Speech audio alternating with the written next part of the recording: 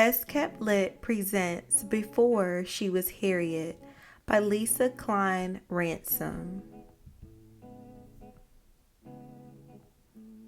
Here she sits, an old woman, tired and worn, her legs stiff, her back achy. But before wrinkles formed and her eyes failed, before she reached her twilight years, she could walk for miles and see clearly under a sky lit only with stars. Before she was an old woman, she was a suffragist, a voice for women who had none in marriages, in courts, in voting booths.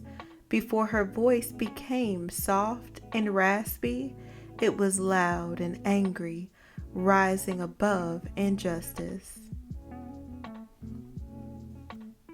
Before she was a suffragist, she was General Tubman, rising out of the fog, armed with courage, strong in the face of rebels and planters and overseers as they watched fields burn and bridges fall and 700 slaves stop chopping and start running, to a woman who ferried them to freedom on the Combahee River, turned River Jordan.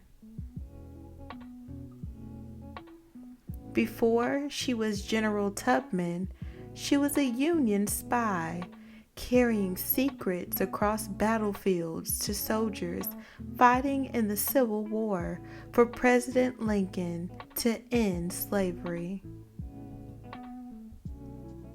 Before she was a Union spy, she was a nurse, caring for those hit with bullets and hatred and fear, tending to them with bandages and words in the bloody dirt of Southern soil. Before she was a nurse, she was Aunt Harriet, daughter of Ben and Rit, who helped her parents flee their master and find their way through woods and streams to the safety of Canada and a new home in the North. Before she was Aunt Harriet, she was Moses, a conductor on an underground railroad with no trains and no tracks, just passengers traveling to freedom, up north through swamps, past slave catchers, across rivers, under the cover of night.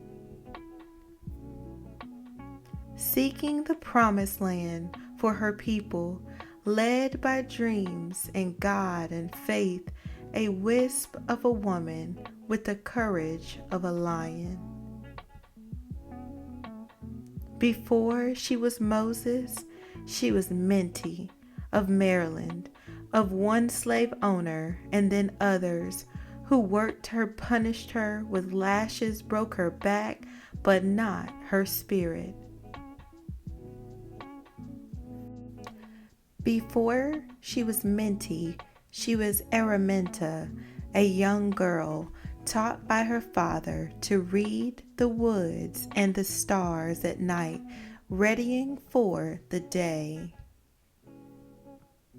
She'd leave behind slavery along with her name and pick a new one, Harriet.